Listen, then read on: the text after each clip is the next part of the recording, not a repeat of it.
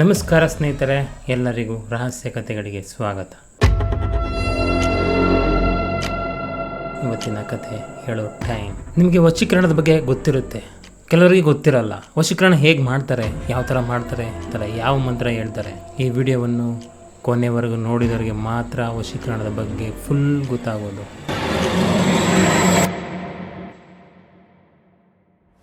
ಭಾರತದ ತಂತ್ರಶಾಸ್ತ್ರದಲ್ಲಿ ವಶೀಕರಣವನ್ನೇ ಅತ್ಯಂತ ಶಕ್ತಿಶಾಲಿ ಮಾನಸಿಕ ತಂತ್ರವೆಂದು ಪರಿಗಣಿಸಲಾಗುತ್ತದೆ. ನಾನು ನಿಮಗೆ ವಶೀಕರಣದ ಬಗ್ಗೆ ಸ್ವಲ್ಪ ಮಾಹಿತಿಯನ್ನು ನೀಡ್ತಾ ಹೋಗ್ತಾ ಇರ್ತೀನಿ. ಯಾರಾದರೂ ವ್ಯಕ್ತಿಯ ಮನಸ್ಸು, ಭಾವನೆ, ನಿರ್ಧಾರ, ಅವರ ಕ್ರಿಯೆಗಳನ್ನು ನಿಮ್ಮ ಇಚ್ಛೆಯಂತೆ ತೀರಿಸಿಕೊಳ್ಳುವ ಶಕ್ತಿ, ಅದುವೇ ವಶೀಕರಣ. ಇದನ್ನು ತಾಂತ್ರಿಕರು ಉಪಯೋಗಗಳ ಮೂಲಕ ಮತ್ತು ಅವರ ತಂತ್ರಗಳ ಮೂಲಕ ಈ ಶಕ್ತಿಯನ್ನು ಸಾಧಿಸುತ್ತಾರೆ. ಒಬ್ಬ ತಾಂತ್ರಿಕ ಏನು ಮಾಡ್ತಾನೆ, ಒಬ್ಬ ವ್ಯಕ್ತಿಯನ್ನು ಅವನ ವಶೀಕರಣಕ್ಕೆ ತಗೊಬೇಕು ಅಂತ ಅಂದ್ಕೊಂಡಿರ್ತಾನೆ.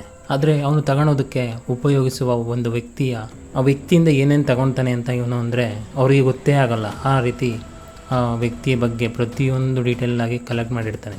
ಅದು ಏನೇನೆಂದರೆ ಆ ವ್ಯಕ್ತಿಯ ಫೋಟೋ ಮತ್ತು ಕೂದಲು, ಅವನ ಉಗುರು, ಅವನ ಬಟ್ಟೆ, ಇಲ್ಲ ಅಂದರೆ ಅವನ ವಾಯ್ಸ್ ರೆಕಾರ್ಡಿಂಗ್, ಅದನ್ನು ಉಪಯೋಗಿಸಿ ಕೂಡ ತಾಂತ್ರಿಕರು ವಶೀಕರಣ ಮಾಡ್ತಾರೆ. ಹುಷಾರಾಗಿರಿ. ಇವರು ಎಲ್ಲ ಸಿಕ್ಕಿದ ಮೇಲೆ ಯಾವ ರೀತಿ ವಶೀಕರಣ ಮಾಡೋದಕ್ಕೆ ಪೂಜೆ ಮಾಡ್ತಾರೆ ಅಂದರೆ ಧೂಪ, ಹೋಮ, ಬಿಲ್ಲೆ, ಹಕ್ಕಿಗಳ ಪುಕ್ಕೆ, ಚಾಲಾಚೋರು, ಇವುಗಳು ಅವರ ಪೂಜೆಗಳು. ವಶೀಕರಣ ಹೇಗೆ ಮಾಡ್ತಾರೆ, ಏನು ಯೂಸ್ ಮಾಡ್ತಾರೆ ಅಂತ ಸ್ವಲ್ಪ ತಿಳಿಯೋಣ ಬನ್ನಿ.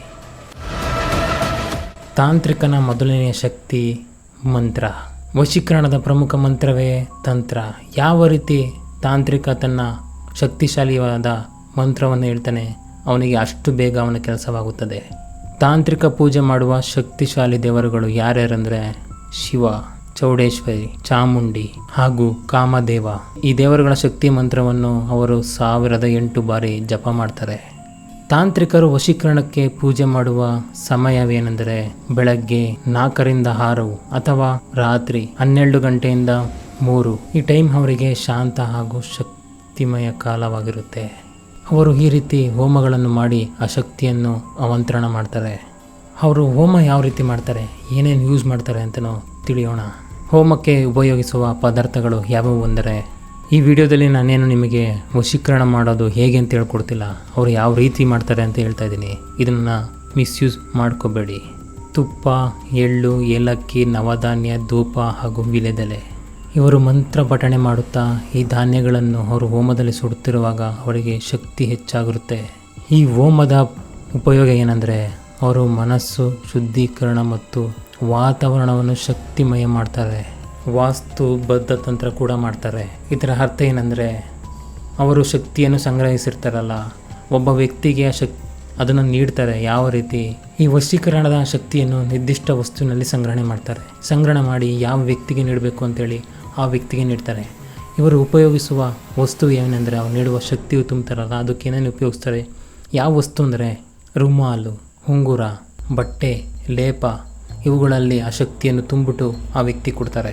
ಈ ವಸ್ತುಗಳನ್ನು 7 ದಿನ ಜಪ ಮಾಡ್ತಾರೆ. ಆಮೇಲೆ ಆದ ನಂತರ ಅದನ್ನು ಯೂಸ್ ಮಾಡ್ತಾರೆ. ಜಪದ ನಂತರ ಶುದ್ಧ ಹೂವಿನಿಂದ ಪೂಜೆ ಮಾಡ್ತಾರೆ. ಗಂಗಾ ಹಾಲು, ಗಂಗಾಜಲದ ಜೊತೆ ಈ ಶಕ್ತಿಯನ್ನು ವಸ್ತುಗಳ ಜೊತೆ ಆವರಿಸುತ್ತಾರೆ. ಇಷ್ಟೆಲ್ಲ ಏನು ಪೂಜೆ ಮಾಡಿದ್ರು ಇದನ್ನು ಗುರಿಯಾದ ವ್ಯಕ್ತಿಗೆ ನೀಡ್ತಾರೆ. ಅವನಿಗೆ ಅವಾಗ ಶಕ್ತಿ ಜಾಸ್ತಿ ಆಗುತ್ತೆ. ಇಷ್ಟೆಲ್ಲ ನಾನು ಏನು ಹೇಳಿದೆ, ಈ ಪೂಜೆಗಳನ್ನು ಮಾಡುವ ದಿನ ಯಾವುದು ಅಂದರೆ ಅಮಾವಾಸ್ಯೆ, ಚಂದ್ರಗ್ರಹಣ. ಈ ದಿನಗಳಲ್ಲಿ ಈ ವಶೀಕರಣದ ಪೂಜೆಯನ್ನು ಮಾಡ್ತಾರೆ. ವಶೀಕರಣ ಸಾಧನೆಗೆ ಅತ್ಯಂತ ದಿನ ಅಮಾವಾಸ್ಯೆ, ಚಂದ್ರಗ್ರಹಣ. ಅಮಾವಾಸ್ಯೆ ಶಕ್ತಿ ದಿನ ಮಾಂತ್ರಿಕ ಶಕ್ತಿಯನ್ನು ಹುಟ್ಟುಹಬ್ಬ. ಕಾಳಿ, ಭೈರವ ತಂತ್ರಗಳ ಪ್ರಭಾವ ತುಂಬ ಹೆಚ್ಚಾಗಿರುತ್ತದೆ ಈ ಅಮಾವಾಸ್ಯೆಯ ದಿನ. ಚಂದ್ರಗ್ರಹಣ ಆದ ಶಕ್ತಿ ಕೂಡ ಹೇಗಿರುತ್ತೆ ಅಂದರೆ, ಚಂದ್ರಗ್ರಹಣ ಮಾನಸಿಕ ಸ್ವಭಾವದ ಮೇಲೆ ಪ್ರಭಾವ ಬೀಳುವಲು ಸೂಕ್ತ ದಿನವಾಗಿರುತ್ತದೆ. ಈ ಚಂದ್ರಗ್ರಹಣ ಮತ್ತು ಅಮಾವಾಸ್ಯೆಯನ್ನು ಉಜ್ವಲ ಕಾಲ ಅಂತ ಕರೀತಾರೆ. ಈ ಸಮಯದಲ್ಲಿ ಏನಾದರೂ ಅವರು ವಶೀಕರಣ ಮಾಡಿದ್ರೆ ಅದು 100 ಪಟ್ಟು ಪರಿಣಾಮಕಾರಿಯಾಗಿರುತ್ತದೆ. ಇಷ್ಟಕ್ಕೆ ಮುಗಿಯಲ್ಲ, ಇನ್ನು ಮುಂದೆ ಇದೆ. ಇದೆಲ್ಲ ಆದ ನಂತರ ಉಪಯೋಗಿಸುವ ವಸ್ತುಗಳೇನೆಂದರೆ ಸ್ಮಶಾನದ ಮಣ್ಣು ಅಥವಾ ಮೊಟ್ಟ ಮೊದಲ ಗರ್ಭ ತಾಳಿರ್ತಾರಲ್ಲ, ಆ ಹೆಣ್ಣಿನ ಮನೆಯ ಹತ್ತಿರದಲ್ಲಿರುವ ಮಣ್ಣನ್ನು ಯೂಸ್ ಮಾಡ್ತಾರೆ. ಈ ಮಣ್ಣನ್ನು ಯೂಸ್ ಮಾಡಿದ್ರೆ ಅವರಿಗೆ ಶಕ್ತಿ ಸಾಗಣೆ ಮಾಡಲು ಉಪಯುಕ್ತವಾಗಿರುತ್ತದೆ. ಅದಾದಮೇಲೆ ಹಡಗ ಯೂಸ್ ಮಾಡ್ತಾರೆ. ಇದು ದಪ್ಪ ಜರಗದ ಕೊಳದ ನೀರು. ಇದು ತಂತ್ರಶಕ್ತಿ ಕೇಂದ್ರೀಕರಣಕ್ಕೆ ಉಪಯುಕ್ತವಾದದ್ದು. ಆಮೇಲೆ ಯೂಸ್ ಮಾಡೋದು ಗಂಗೆ ನೀರನ್ನು ಯೂಸ್ ಮಾಡ್ತಾರೆ. ಏಕೆಂದರೆ ಅದು ಪವಿತ್ರವಾದ ಶಕ್ತಿಯನ್ನು ಜೋಡಣೆ ಮಾಡೋದಕ್ಕೋಸ್ಕರ ಗಂಗೆ ನೀರನ್ನು ಯೂಸ್ ಮಾಡ್ತಾರೆ. ನಿರ್ದೋಷಿ ಬಾಲಕನನ್ನು ಕೂಡ ಈ ಹೋಮದಲ್ಲಿ ಯೂಸ್ ಮಾಡ್ತಾರೆ. ಯಾಕೆಂದರೆ ನಿರ್ದೋಷಿ ಬಾಲಕನನ್ನು ಸಾನ್ನಿಧ್ಯ ಶಕ್ತಿಗೋಸ್ಕರ ಅದು ಹೆಚ್ಚಾಗಲು ಈ ಬಾಲಕನನ್ನು ಆ ಹೋಮದೊಳಗೆ ಹಾಕ್ತಾರೆ. ನಾನು ಇದನ್ನೆಲ್ಲ ಹೇಳೋದಲ್ಲ, ಇದನ್ನೆಲ್ಲ ಅವರು ಹೋಮದೊಳಗೆ ಹಾಕ್ತಾರೆ, ಇಲ್ಲ ಮಂತ್ರ ಜಪದಲ್ಲಿ ಅವರನ್ನು ಯೂಸ್ ಮಾಡ್ತಾರೆ. ತಂತ್ರಶಾಸ್ತ್ರದ ಪ್ರಕಾರ ವಶೀಕರಣವು ಯಾವ ರೀತಿ ಕೆಲಸ ಮಾಡುತ್ತೆ ಅಂದರೆ ಅದರಲ್ಲೂ ಯಾವ್ಯಾವ ರೀತಿ ಅಂತ ಹೇಳ್ತಾ ಹೋಗ್ತೀನಿ ನೋಡಿ. ಮೊದಲನೆಯದು ಸಂಕೇತ ಶಕ್ತಿಗಳ ಮಂತ್ರಣ. ತಾಂತ್ರಿಕರು ಹೇಳುವ ಮಂತ್ರವು ನಾದ ಶಕ್ತಿಯ ರೀತಿ ಕೆಲಸ ಮಾಡುತ್ತವೆ. ಪ್ರತಿ ಮಂತ್ರದ ನಾದವು ನಾದಶಕ್ತಿ ಕೇಂದ್ರವನ್ನು ಅಕ್ರಮವಾಗಿಡುತ್ತದೆ. ಎರಡನೆಯದು ಮನಸ್ಸಿನ ಕಂಪನೆ. ತಂತ್ರಜ್ಞಾನ ಹಾಗೂ ಧ್ಯಾನದ ಅಭ್ಯಾಸದ ಪ್ರಕಾರ ತಾಂತ್ರಿಕನ ಮನೋಶಕ್ತಿ ಕಂಪನದ ಜೊತೆ ಸಂಯೋಜನೆಯಾಗುತ್ತದೆ. ಮೂರನೆಯದು ಆಕರ್ಷಣ ತಂತ್ರ. ಆಕರ್ಷಣ ತಂತ್ರವನ್ನು ಮೆಂಟಲ್ ಸಜೆಷನ್ ಫ್ರೀಕ್ ಇದು ಆಚರಣೆ ಮಾಡ್ತಾರೆ.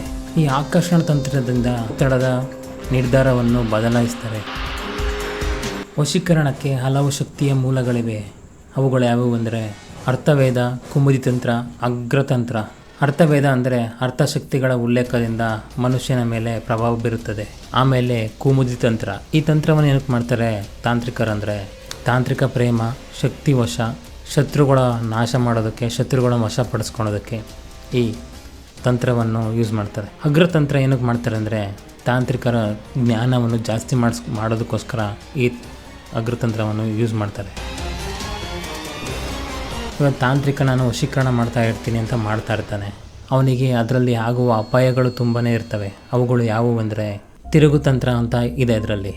ಅದು ತಾಂತ್ರಿಕ ಅವನು ಯಾರ ಮೇಲೆ ಅದನ್ನು ವಶೀಕರಣ ಮಾಡೋದಕ್ಕೆ ತಂತ್ರ ಯೂಸ್ ಮಾಡಿರ್ತಾನೆ, ಅದು ಅವ್ರ ಮೇಲೆ ಸಕ್ಸಸ್ ಆಗಲಿಲ್ಲ ಅಂದರೆ ಅದು ತಾಂತ್ರಿಕನ ಮೇಲೇ ರಿಟರ್ನ್ ಹೊಡೆಯುತ್ತೆ. ಇದು ತಿರುಗುತಂತ್ರ ಅಂತ ಹೇಳ್ತಾರೆ ಇದಕ್ಕೆ. ತಾಂತ್ರಿಕರಿಗೆ ಕೆಲವು ಎಚ್ಚರಿಕೆಗಳು ಕೂಡ ಇರ್ತವೆ. ತಾಂತ್ರಿಕರು ಅವರು ಉಪಯೋಗಿಸುವಾಗ ಅವರ ವಿದ್ಯೆಯನ್ನು ಅದು ಶುದ್ಧ ವಿಷಯಕ್ಕಾಗಿದ್ದರೆ ಮಾತ್ರ ಅವರ ತಾಂತ್ರಿಕ ವಿದ್ಯೆಯನ್ನು ಉಪಯೋಗಿಸಬೇಕು. ಇಲ್ಲದಿದ್ದರೆ ಅವರ ಜೀವವೇ ಹೋಗುತ್ತದೆ. ಬಲಾತ್ಕಾರ, ಪ್ರಭಾವ, ಈ ಥರ ಎಲ್ಲ ದುರುಪಯೋಗ ಮಾಡ್ಕೊತೀನಿ ಅಂತ ಬಳಸಿದ್ರೆ ಅವನ ಜೀವನವೇ ನಾಶವಾಗಿ ಹೋಗುತ್ತೆ. ಆ ಥರ ಇರುತ್ತೆ ಆ ಶಕ್ತಿಗಳು. ತಾಂತ್ರಿಕ ಅವನು ಮಂತ್ರ ಹೇಳ್ಬೇಕಾದ್ರೆ ಅವನ ಮನಸ್ಸು ಶುದ್ಧವಾಗಿದ್ದರೆ ಮಾತ್ರ ಅವನ ಕೆಲಸಗಳು ಕ್ಲೀನಾಗಿ ಆಗ್ತವೆ. ಇಲ್ಲಾಂದರೆ ಅವನು ಸುಮ್ಮನೆ ಮಾಡಿದ್ದು ವ್ಯರ್ಥವಾಗುತ್ತದೆ. ಇವಾಗ ನಾನೇನೇನೆಲ್ಲ ಹೇಳಿದೆ ಅದನ್ನೆಲ್ಲ ತಿಳಿದು ತಾಂತ್ರಿಕರು ವಶೀಕರಣವನ್ನು ಮಾಡ್ತಾರೆ. ಸ್ನೇಹಿತರೆ, ವಶೀಕರಣ ನಿಜನಾ ಅಥವಾ ನಿಮ್ಮ ನಂಬಿಕೆನಾ? ನಿಮ್ಗೇನು ಅನಿಸುತ್ತೆ ಅದನ್ನು ಕಮೆಂಟ್ ಸೆಕ್ಷನಲ್ಲಿ ಕಮೆಂಟ್ ಮಾಡಿ. ಕೆಲವರು ವಶೀಕರಣವನ್ನು ಮನೋವೈಜ್ಞಾನಿಕವಾಗಿ ಪ್ರಭಾವದಂತೆ ನೋಡ್ತಾರೆ. ಇತರರು ಏನು ಮಾಡ್ತಾರೆ, ಶುದ್ಧ ತಾಂತ್ರಿಕ ಶಕ್ತಿ ಅಂತೇಳಿ ನಂಬ್ತಾರೆ. ಇನ್ನು ಕೆಲವರು ವಿಜ್ಞಾನಾತ್ಮಕ ದೃಷ್ಟಿಯಿಂದಲೂ ಕೂಡ ಈ ವಶೀಕರಣವನ್ನು ನೋಡ್ತಾರೆ. ನೀವು ಯಾವ ಥರ ತಿಳ್ಕೊಂಡಿದ್ದೀರಾ? ನಿಮ್ಗೆ ಯಾವ ಥರ ಅನುಭವವಾಗಿದೆ ವಶೀಕರಣದ ಬಗ್ಗೆ? ಅದನ್ನು ನಿಮ್ಗೆ ಏನೇ ಅನಿಸಿದ್ರು ನಮ್ಮ ಕಮೆಂಟ್ ಸೆಕ್ಷನಲ್ಲಿ ಕಮೆಂಟ್ ಮಾಡಿ. ಇದಾಗಿತ್ತು ಸ್ನೇಹಿತರೆ ವಶೀಕರಣದ ವಿಡಿಯೋ. ಈ ವಿಡಿಯೋ ಯೂಸ್ಫುಲ್ ಆಗಿದ್ದರೆ ದಯವಿಟ್ಟು ಒಂದು ಲೈಕ್ ಮಾಡಿ, ಒಂದು ಶೇರ್ ಮಾಡಿ ಹಾಗೂ ಕಮೆಂಟ್ ಮಾಡ್ತಾ ನೆಕ್ಸ್ಟ್ ವಿಡಿಯೋದ ಸಿಗೋಣ. ನಾನು ನಿಮ್ಮ ಚಂದನ್. ಅಲ್ಲಿವರೆಗೂ ಬಾಯ್.